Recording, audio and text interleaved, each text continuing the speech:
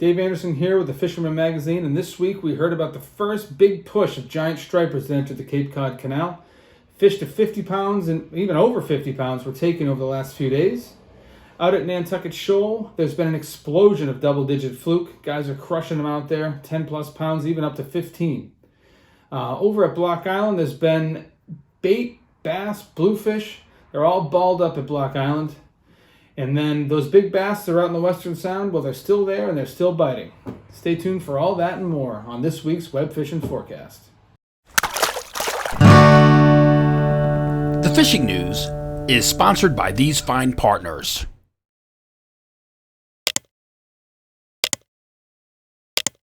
Well, we're going to start in Massachusetts as we usually do, and we're going to start with stripers.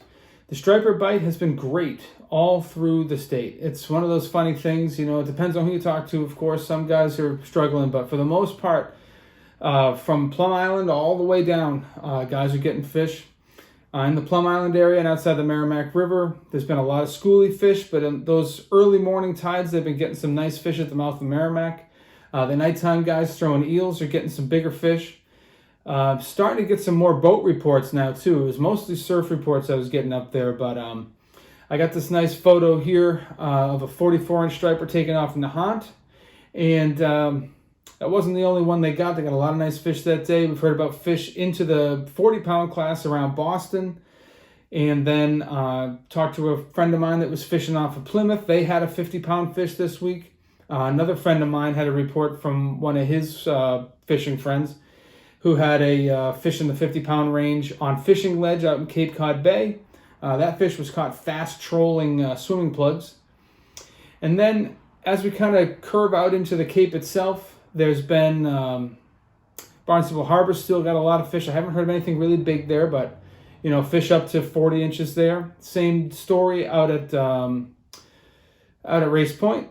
And then as we come around, it's been a lot more seals this week. I don't know if it's just I'm hearing more reports from more surf guys or if they've kind of thickened up, but my buddy Ben was out there this week and he sent me this picture. A lot of seals, and they're definitely affecting the fishing.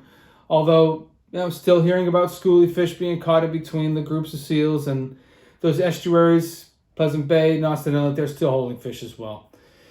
The other hot zone has been eastern Buzzards Bay, which was pretty hot earlier in the week, and then it kind of cooled off, and then, surprise, surprise, the canal heated up. Those fish that came into the canal, they've mostly been right at the west end, not getting too much further than maybe the railroad bridge or so, but there's been a lot of big ones, so multiple 50-pound fish taken this week. But we've got a wind shift today, which may shut that bite off, and early reports from the commercial guys fishing that same area from boats. They've been on that school of fish for a couple days, and this morning they were nowhere to be found. So, you know, we'll see what the future brings. But between red top and makos and canal bait, that was the story last few days, and now we just got to cross our fingers and see what happens the next few days. And then out in Buzzards Bay proper, it's been on the slower side. Smaller fish for the most part. Any one of those coves, you know, heading up Mattapoisett, New Bedford Harbor, up into Dartmouth, all those areas have been mostly smaller fish, and the bite's been on the slower side for the most part in there. All the guys that are really doing well with stripers right now in Buzzards Bay are fishing up near the canal. As we move over into Fluke, as I alluded to in the intro, Nantucket Shoals on fire. I have heard about multiple 13 to 15 pound fish over the last few days.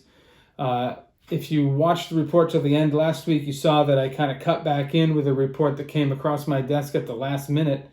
I'm going to put that shot up here again. But that was a 14-pounder. That was the first really nice fish that I heard about, and I know that they got some other double-digit fish that same trip. And then since then, it seems like every trip I hear about or every picture I see from there on social media is a fish over 10 pounds. I got this shot from the Machacha of a 15-pounder that was caught yesterday. And I've seen multiple others, like I said, on the Helen H and other charter boats fish in the 12 to 13, 14 pound class. It's just been amazing out there. Fluking off of the shoal, like up in Vineyard Sound and whatnot, it's just been okay from what I've heard. Guys are working for keepers, a lot of short fish, and really it seems like most of the fluke I'm hearing about are bycatch from guys fishing for sea bass. Sea bass, on the other hand, is still very good. They were up shallow, now they've moved a little bit deeper. A lot of guys fishing the holes out by the Elizabeth seem to be doing the best, and they are finding some big ones. They're finding some fish pushing 5 pounds out there.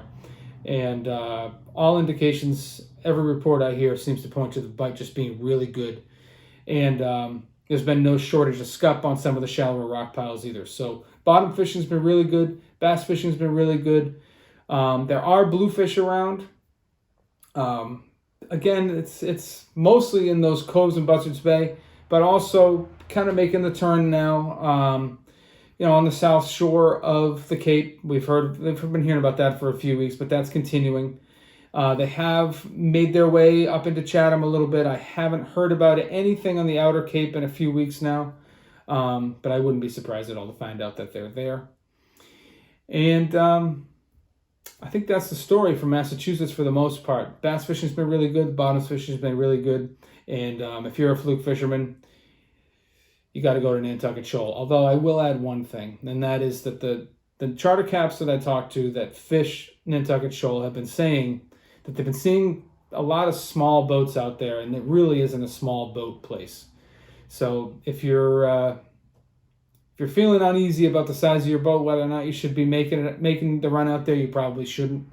You should probably hop on with somebody who's got a bigger boat or charter one of these guys, because that's open ocean out there. It's very unforgiving. That's deep water coming up onto a shoal. That's a lot of current, and that gets really rough really quick out there. Fog can blow in the blink of an eye. It's not a place for the weak of heart or those with a weak stomach. So just make sure you're making the right choice if you head out there.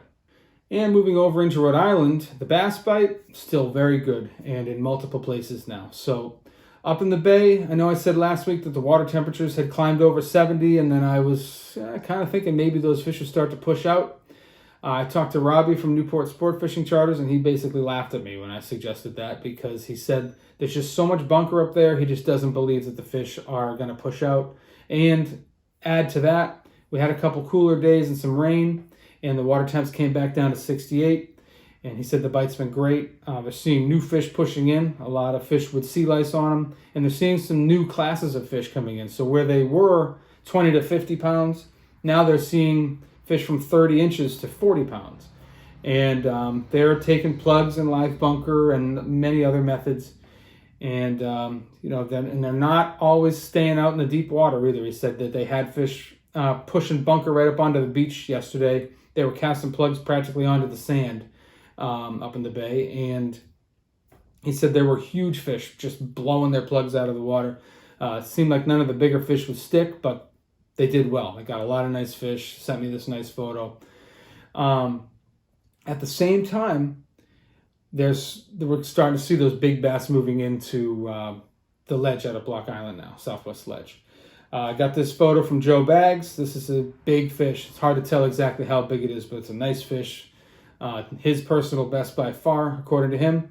Caught on one of his own Patriot fish, on one of his own jig heads. And soft plastics have been doing really well out there. The eel guys are crushing it. But the soft plastics, like the Patriot fish, like GT eels, like the Z-Man Heroes, fished on a jig head, they're all getting it done. Along the shoreline of Rhode Island, more small fish. I have heard some surf guys getting some decent fish, but it's been mostly pockets of fish. They get them one night and then they're not there the next night. But fish in the 20 to 30 pound class have not been uncommon in the surf, but it's been much more common to get a cookie cutter fish, 20 to 30 inch fish.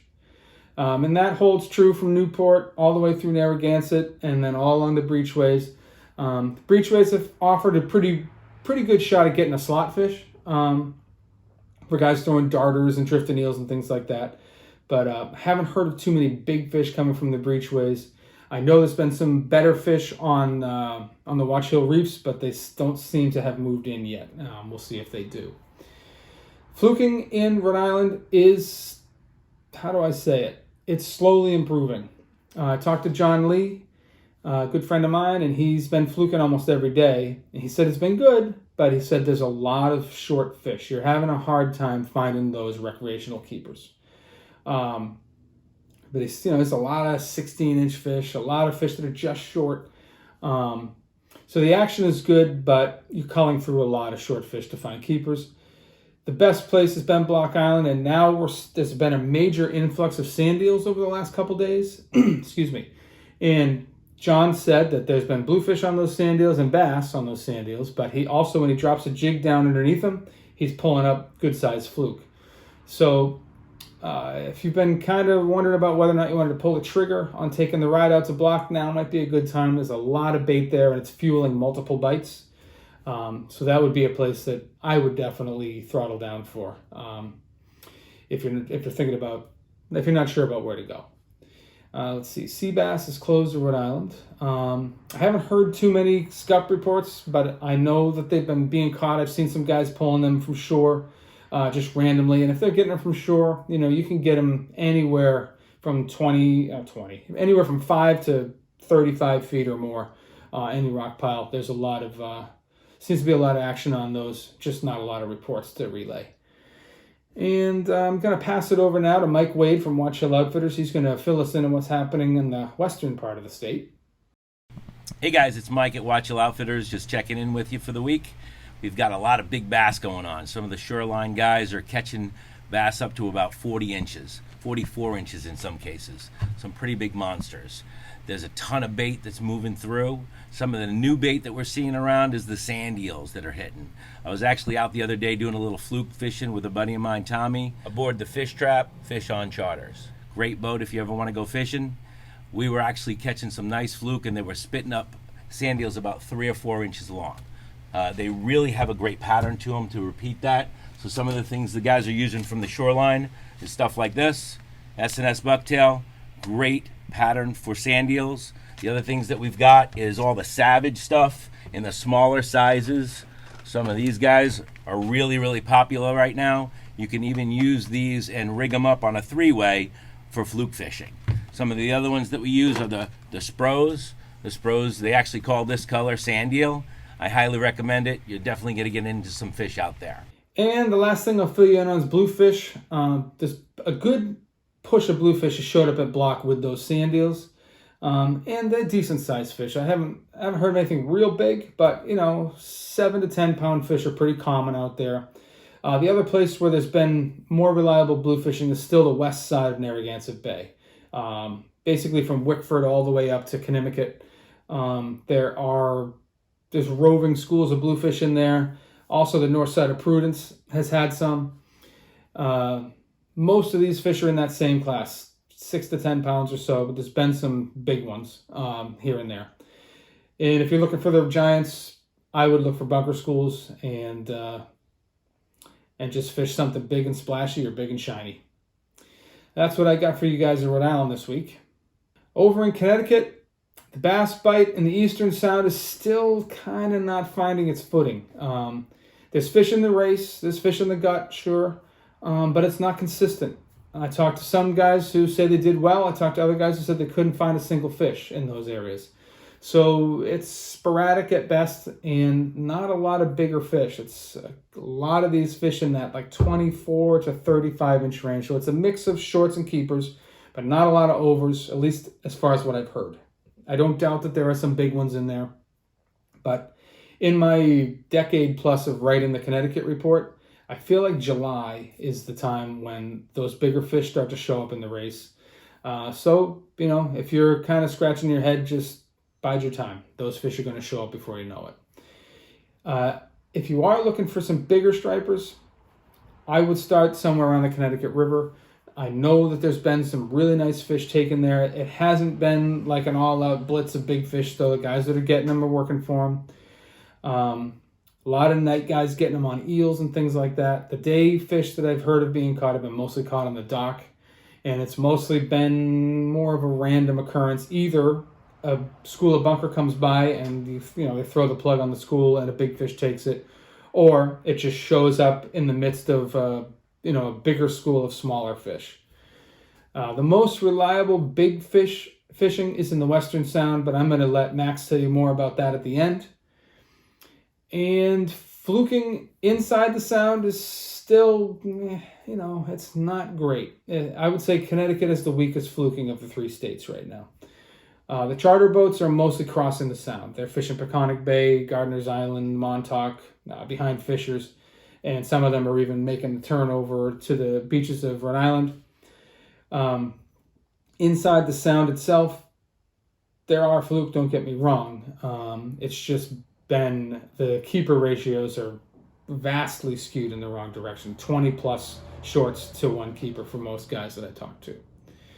Sea bassing, on the other hand, at least for just filling a limit of solid fish, keeper size to 3-pound fish, Connecticut probably has the best reliable bite in New England right now.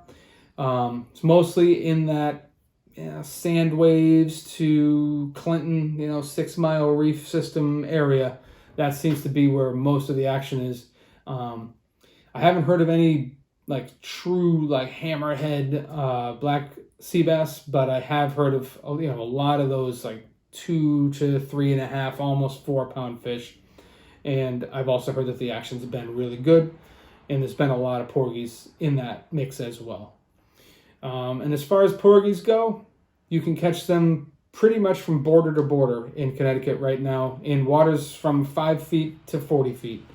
Basically, you're just looking for a rock pile. You're dropping your bait down, and it doesn't take long before you start bailing fish. And bluefish wise, really the only places I've heard of bluefish with any consistency, they're popping up all over the place. But 6 Mile has had a decent amount of them. I talked to TJ from Rock and Roll Charters. He said he's been doing really well on over slot bass, and a lot of bluefish. The Gut has had a good number of bluefish most days this week. And then the mouth of the Connecticut River still has, they're not big, but it still has a lot of bluefish. More like those 3 to 6 pound bluefish. And you're finding those too in Nantucket Bay. Now I'm going to throw it over to Max from Fisherman's World to get a little fill in on what's happening in the Western Sound. Hey guys, Max here with another fishing report. This week we've seen another really good push of big bass coming through. Guys report a lot of big fish at night, well past the 40-pound mark. It seems like you guys are going to chunk. I would definitely stick to some deeper water right now. A lot of the bigger fish have been 50 foot and more, places like 28C, 11B, the deep parts of Green Ledge, and off Cockini Shoals. The bluefish have really flooded in. They're starting to really work inshore waters now, into our harbors and around our beaches. But out in the mid-sound, these fish are everywhere. This is a perfect time to bring the kids out and the family, troll wire with umbrellas, or throw some topwater spooks. Here's some picture of our customers on some bluefish. Fluking is definitely steadily picking up. I wouldn't say it's fantastic, but guys are definitely finding some nicer fish. I would try to place outside 26 in the 30 to 50 foot mark. Seems like gulp and squid have been the ticket this past couple weeks with a lot of small bait around. Sea bass definitely sticking to our deeper wrecks right now and deeper rock piles. It seems like the deep part of Green's Ledge is holding some fish and the wrecks outside the islands, especially the ones in the 50 to 60 foot. Diamond jig and 11B is definitely good on the outgoing. I would work the deeper parts on the tips and then the mid part where the bass like to hang out on the high part of the reef in 50 foot. To our west, it seems like there's more big bass coming through because I've seen guys down towards Rye, Mamaroneck on another school of fish. So we should see these fish go through. We're at our peak of our bass season. And porgies, they're flooded in. They've been on our local rock piles, deeper wrecks. They're pretty much everywhere, and it should only get better. Thank you and good luck. Steigercraft boats, built by people who fish our waters. Serious anglers choose Steigercraft for their 40 years of boat building experience right here in the Northeast and Mid-Atlantic. Visit steigercraft.com for a dealer near you. And that's what I've got for you this week throughout all of New England. I hope these fishing reports have covered the bases for you, and I hope that they help you catch some fish this week. I'm gonna kind of close things out with just a little tip for you guys. I was doing some research on these big fluke out at Nantucket Shoal, and I talked to a lot of charter captains who specialize in catching big fluke.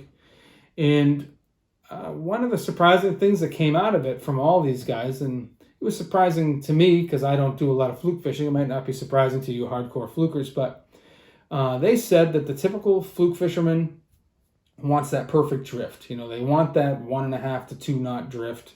They want the boat to always be moving. They want the wind and the tide to work together. And then when everything kind of slacks off and the tide peters out, they pull up their lines and open up their coolers and eat their lunch. These guys say that's a major mistake. They said that last half hour of the ebb tide and then the first half hour of the flood and the period of slack between, whatever you got to do to keep your jigs moving, whether you're power drifting or whatever you got to do, they say that represents your best time to get a big one. And they said that, you know, they don't believe that those big fluke are just sitting there waiting to ambush. They're gliding along the bottom looking for something big, looking for a squid, looking for a porgy, looking for a sea bass that they can take down, and, you know, make the expenditure of energy worth their while. So, you know, in these next couple of weeks when you're out fluking, you know, eat your lunch while the tide's moving, and you know, work that throttle through the slack. You might catch the biggest fluke of the year. That's all I got for you guys this week. And if you're not a subscriber to the Fisherman, please head over to the website, check us out. You know, between the contests and the content, I think you're going to be pretty excited about what you find. You may even find that you want to subscribe. There's more stuff than I can list on there. And if you are just mostly interested in the reports, you know, at least give us a like and a subscribe down here at the bottom of the screen and hit that little bell so you get a notification when we post a new video. We're posting new stuff all the time. Thanks for watching, and we'll see you guys next week.